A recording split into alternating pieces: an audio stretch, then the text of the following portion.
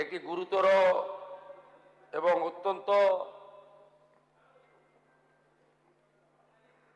Alarming বিষয়ে আজকে সবাই যখন মিলিত হয় তখন পয়েন্ট অফ অর্ডারের মাধ্যমে মাননীয় বিধায়ক নাগরাকাটা, সম্মানীয় পুনা ভাংরা,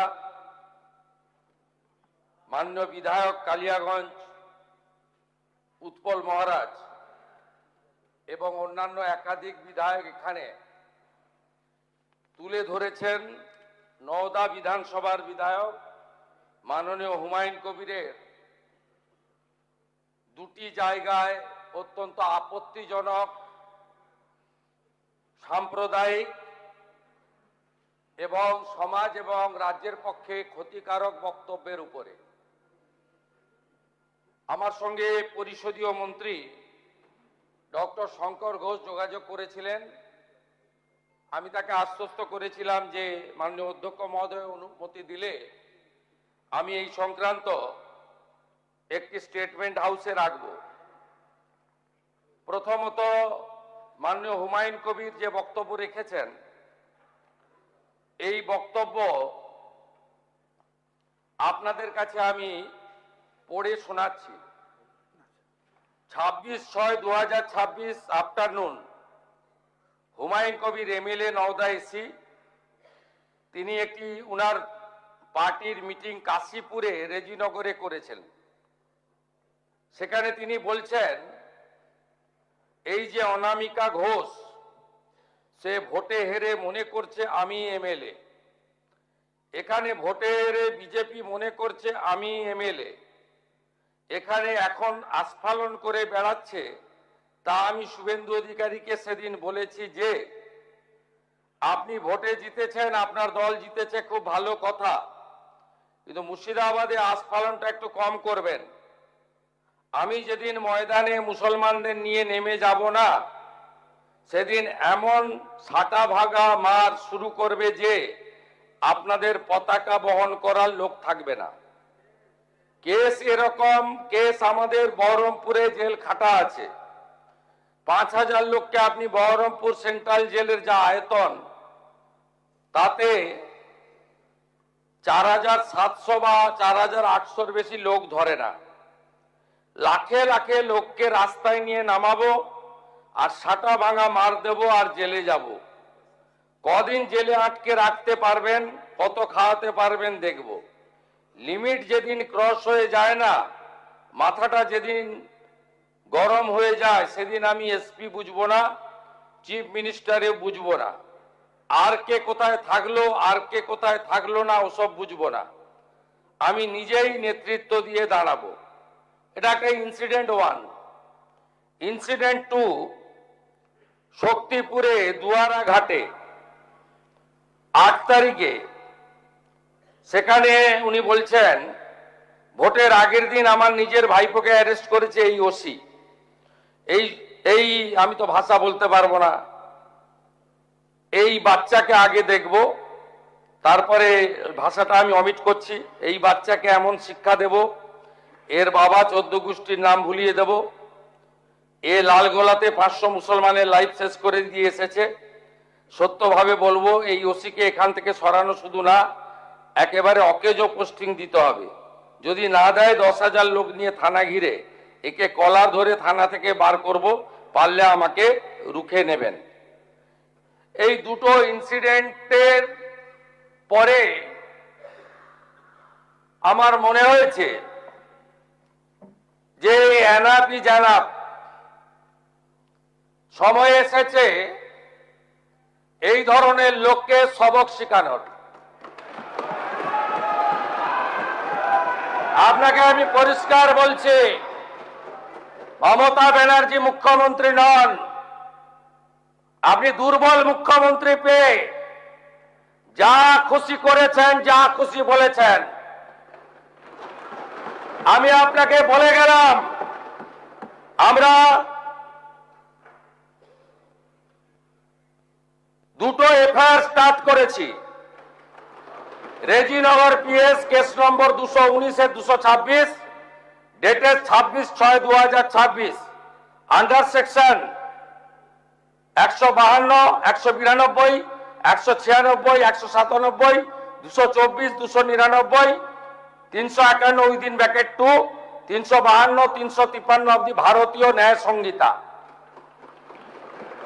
ইনসিডেন্ট নাম্বার 2 তেও আমরা শক্তিপুর পিএসএ 176/226 আরেকটা কেস ইস্যু করেছি। সেই কেসেও আমরা ভারতীয় ন্যায় সংহিতার সমস্ত সেকশন লাগিয়েছি এবং আমি আপনাদেরকে অ্যাসিওর করছি এত বড় ক্ষমতা আপনাকে কেউ দেয়নি। আপনি মুখে যেগুলো বলেছেন, আপনাকে আমি বলে গেলাম, আপনি কেন করছেন আমি জানি, আপনি কেন করছেন রাজনৈতিক কারণটা আমি জানি। আপনার এজেন্ডা 2 ছিল। 1 এজেন্ডা ভরতপুর, রেজিনগর, নওদায় সব নির্বাচিত পঞ্চায়েত যে দলেরই হোক ভেঙে আপনার পার্টিতে নিয়ে যাওয়া। আপনি সেটা করতে পারছেন না। আর দ্বিতীয় হচ্ছে আপনি 2টো সিটে জিতেছেন, নিয়ম মেনে একটাই রিজাইন করেছেন রেজিনগর। আগামী 2-3 মাসের মধ্যে উপনির্বাচন হবে, আপনি আপনার ছেলেকে জেতাতে চাইছেন। 72% মুসলিম আছে, মুসলিম ভোটকে কনসলিডেট করার জন্য আপনি এই খেলাটা খেলছেন।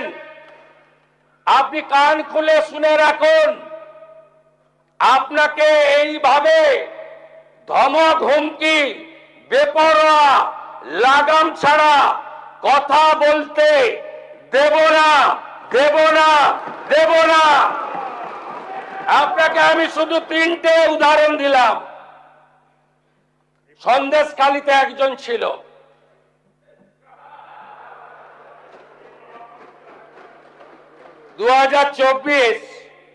পয়লা জানুয়ারি বলেছিল তৎকালীন বিরোধী দলনেতা এলে তার হাত কেটে পায়ে, পা কেটে হাতে লাগাবে আর চামড়া ছাড়িয়ে মেদিনীপুরে পাঠিয়ে দেবে। ওর অবস্থা কি হয়েছে সবাই দেখেছে। একই টোন ছিল। আরেকটা জীবনতলার গুন্ডা ক্যানিং ভাঙড়, ওর অবস্থাও কি হয়েছে দেখতে পাচ্ছে সবাই। আরেকটা পুষ্পা ঝুঁকে গায়ে নেই, এমন ঝোঁকা ঝুঁকেছে খালি পায়ে,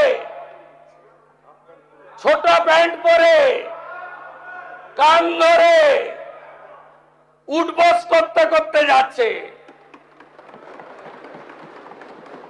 আপনাকে আমি বলে গেলাম পুলিশ তার ব্যবস্থা নেবে। আর আমি 1 সপ্তাহ পরে মুর্শিদাবাদে যাচ্ছি। আমি প্রমাণ করে দেব ভারতবর্ষের সংবিধান, আইন শেষ কথা বলে, কোন বাপের আবাদ শেষ কথা বলে না। আপনাকে সংযত হওয়ার, সতর্ক হওয়ার, এই ধরনের কথা প্রত্যাহার করার এবং ভবিষ্যতে এই ধরনের কথা বলার আগে 25 বার ভাবার হুঁশিয়ারি দিয়ে আমি সবাইকে আশ্বস্ত করছি। আপনারা ভাবছেন কেস হয়েছে, অ্যাকশন কবে হবে?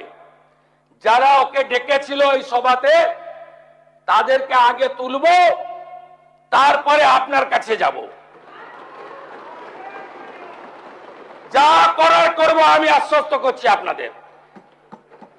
আপনি ধরে রাখুন, এটা ওর শেষ বক্তব্য, ধরে রাখতে পারেন।